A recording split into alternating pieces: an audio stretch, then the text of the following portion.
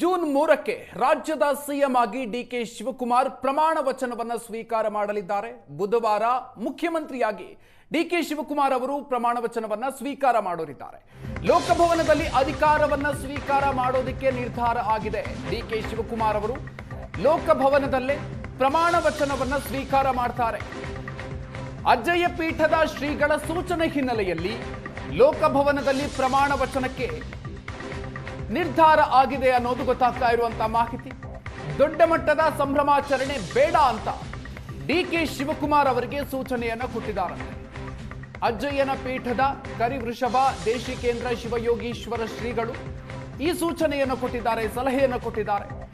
ಅಜ್ಜಯ್ಯ ಪೀಠದ ಶ್ರೀಗಳ ಎಚ್ಚರಿಕೆಯ ಬೆನ್ನಲ್ಲೇ ಲೋಕಭವನದಲ್ಲಿ ಪ್ರಮಾಣ ವಚನವನ್ನ ಸ್ವೀಕಾರವನ್ನ ಮಾಡಲಾಗುತ್ತೆ. ಜೂನ್ 3ನೇ ತಾರೀಕು ಡಿಕೆಶಿ ಪ್ರಮಾಣಕ್ಕೆ 2 ಸಮಯವನ್ನ ಕೊಟ್ಟಿದ್ದಾರೆ.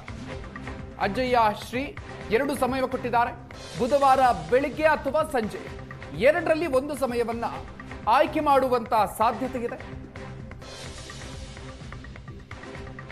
ವಿಧಾನಸೌಧದ ಮುಂಭಾಗದಲ್ಲಿ ಡಿಕೆ ಶಿವಕುಮಾರ್ ಪ್ರಮಾಣ ವಚನ ಆಗಬಹುದು ಅನ್ನುವಂಥ ಸಾಧ್ಯತೆ ಇತ್ತು. ಆ ಬಗ್ಗೆ ಚರ್ಚೆಗಳಾಗಿತ್ತು. ಒಂದಷ್ಟು ಪೂರ್ವ ತಯಾರಿಗಳು ಕೂಡ ಅಲ್ಲಿ ಆಗಿತ್ತು. ಆದರೆ ಈಗ ಲೋಕಭವನದಲ್ಲೇ ಅಧಿಕಾರವನ್ನ ಡಿಕೆ ಶಿವಕುಮಾರ್ ಅವರು ಸ್ವೀಕಾರ ಮಾಡ್ತಾರೆ. ಅಜ್ಜಯ್ಯ ಪೀಠದ ಶ್ರೀಗಳ ಸೂಚನೆಯ ಹಿನ್ನೆಲೆಯಲ್ಲಿ ಲೋಕಭವನದಲ್ಲೇ ಪ್ರಮಾಣ ವಚನ ಆಗುತ್ತೆ ಅನ್ನೋದು ಗೊತ್ತಾಗ್ತಾ ಇರುವಂತಹ ಮಾಹಿತಿ. ದೊಡ್ಡ ಮಟ್ಟದ ಸಂಭ್ರಮಾಚರಣೆ ಬೇಡ ಅನ್ನುವಂಥ ಸೂಚನೆಯನ್ನ ಡಿಕೆ ಶಿವಕುಮಾರ್ ಅವರಿಗೆ ಶ್ರೀಗಳು ಹೇಳಿದ್ದಾರೆ.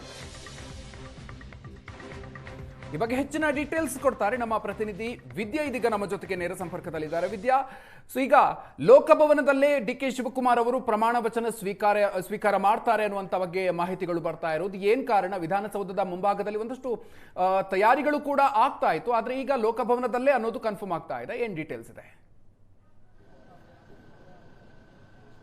ಮಧುಕರ್, ಸಿಎಂ ಆಗಿ ಡಿಕೆ ಶಿವಕುಮಾರ್ ಅವರು ಪ್ರಮಾಣ ವಚನವನ್ನ ಸ್ವೀಕಾರ ಮಾಡೋದಕ್ಕೆ ರೆಡಿಯಾದಾಗಿಂದಲೂ ಕೂಡ 3 ಸ್ಥಳದಲ್ಲಿ ಮಾಡಬಹುದು ಅನ್ನುವಂಥ ನಿಟ್ಟಿನಲ್ಲಿ ಸಾಕಷ್ಟು ಜನ ಅವರಿಗೆ ಸಲಹೆಗಳನ್ನ ಕೊಡ್ತಾ ಇದ್ರು. ಒಂದು ಲೋಕಭವನದಲ್ಲಿ ಪ್ರಮಾಣ ವಚನವನ್ನ ಸ್ವೀಕಾರ ಮಾಡೋದು, ಇನ್ನೊಂದು SM ಕೃಷ್ಣ ಅವರಂತೆಯೇ ವಿಧಾನಸೌಧದ ಭವ್ಯ ಮೆಟ್ಟಿಲುಗಳ ಮುಂಭಾಗದಲ್ಲಿ ಪ್ರಮಾಣ ವಚನವನ್ನ ಸ್ವೀಕಾರ ಮಾಡೋದು. ಅದರ ಜೊತೆಗೆ ಬೆಂಬಲಿಗರು ಸಾಕಷ್ಟು ಒತ್ತಾಯವನ್ನ ಮಾಡ್ತಾ ಇದ್ದಂತಹದ್ದು, ಸೊ ನೀವು ಎಲ್ಲರೂ ಕೂಡ ಕಂಠೀರವ ಸ್ಟೇಡಿಯಂ ಅಲ್ಲಿ ನೀವು ಪ್ರಮಾಣ ವಚನವನ್ನ ಸ್ವೀಕಾರ ಮಾಡಿ, ಕಂಠೀರವ ಸ್ಟೇಡಿಯಂನಲ್ಲಿ ಪ್ರಮಾಣ ವಚನವನ್ನ ಸ್ವೀಕಾರ ಮಾಡಿದ್ರೆ ಸಾಕಷ್ಟು ಜನರನ್ನ ಸೇರಿಸಬಹುದು. ನಮ್ಮ ಭಾಗದ, ನಮ್ಮ ಜಿಲ್ಲೆಯ ಜನ ಎಲ್ಲರೂ ಕೂಡ ನೀವು ಸಿಎಂ ಆಗಿ ಪ್ರಮಾಣ ವಚನ ಸ್ವೀಕಾರ ಮಾಡೋದನ್ನ ನೋಡಬೇಕು ಅನ್ನುವಂಥ ನಿಟ್ಟಿನಲ್ಲಿ ಸಾಕಷ್ಟು ಅವರ ಬೆಂಬಲಿಗರು, ನಾಯಕರು ಎಲ್ಲರೂ ಕೂಡ ಒತ್ತಾಯ ಮಾಡಿದ್ರು.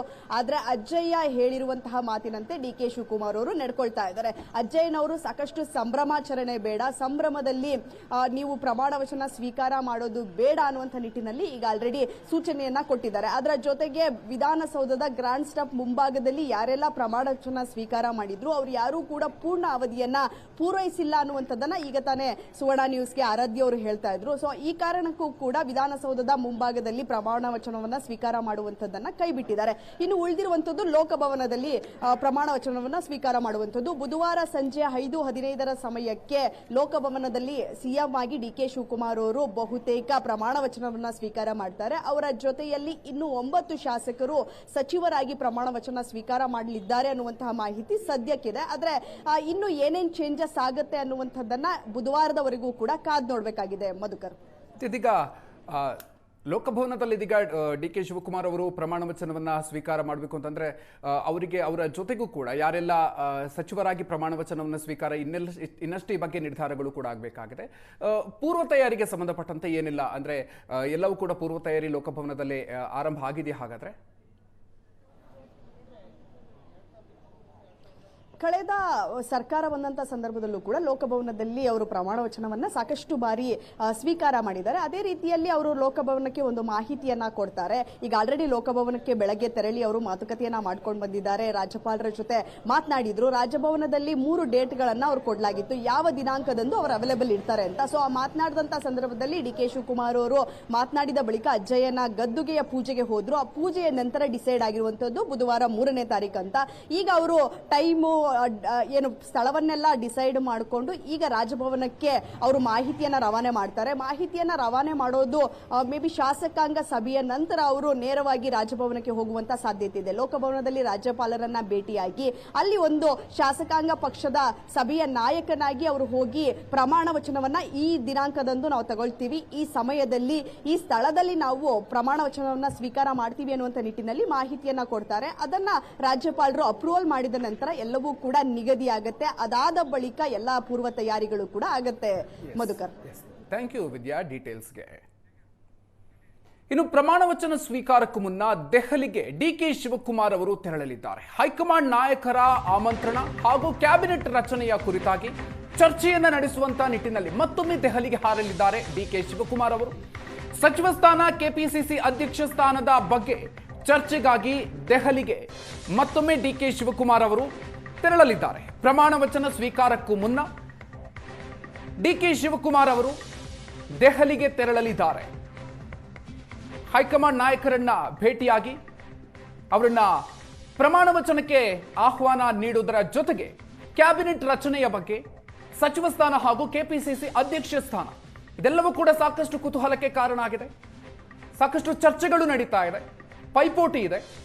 ಇದೆಲ್ಲದ ವಿಚಾರಕ್ಕೆ ಸಂಬಂಧಪಟ್ಟಂತೆ ಹೈಕಮಾಂಡ್ ಜೊತೆಗೆ ಚರ್ಚೆಯನ್ನ ನಡೆಸಿ ಅವರ ಅಭಿಪ್ರಾಯವನ್ನ ಪಡೆಯುವಂತ ನಿಟ್ಟಿನಲ್ಲಿ ದೆಹಲಿಗೆ ಮತ್ತೊಂದು ಬಾರಿ ಡಿಕೆ ಶಿವಕುಮಾರ್ ಅವರು ತೆರಳಲಿದ್ದಾರೆ. ಪ್ರಮಾಣ ವಚನ ಸ್ವೀಕಾರಕ್ಕೂ ಮುನ್ನ ಮತ್ತೊಮ್ಮೆ ದೆಹಲಿಗೆ ಹಾರೋದಕ್ಕೆ ಡಿಕೆ ಶಿವಕುಮಾರ್ ಅವರು ರೆಡಿಯಾಗಿದ್ದಾರೆ. ಒಂದು ಕಡೆಯಲ್ಲಿ ಸಾಕಷ್ಟು ಸಿದ್ಧತೆಗಳು ಪ್ರಮಾಣ ವಚನಕ್ಕೆ ಸಂಬಂಧಪಟ್ಟಂತೆ, ಮತ್ತೊಂದು ಕಡೆಯಲ್ಲಿ ಯಾರ್ಯಾರು ಸಚಿವರಾಗಿ ಪ್ರಮಾಣ ವಚನವನ್ನ ಸ್ವೀಕಾರ ಮಾಡ್ತಾರೆ ಅಥವಾ ಯಾರನ್ನ ಕ್ಯಾಬಿನೆಟ್ಗೆ ಸೇರಿಸಿಕೊಳ್ಬೇಕು, ಈ ನಿಟ್ಟಿನಲ್ಲಿ ಚರ್ಚೆಗಳು, ಒತ್ತಡಗಳು ಎಲ್ಲವೂ ಕೂಡ ನಡೀತಾ ಇದೆ, ಬೆಳವಣಿಗೆಗಳು. ಇದರ ನಡುವೆ ಪ್ರಮಾಣ ವಚನ ಸ್ವೀಕಾರ ಕಾರ್ಯಕ್ರಮಕ್ಕೂ ಮುನ್ನ ಮತ್ತೊಂದು ಬಾರಿ ದೆಹಲಿಗೆ ಹಾರಲಿದ್ದಾರೆ ಡಿಕೆ ಶಿವಕುಮಾರ್ ಅವರು.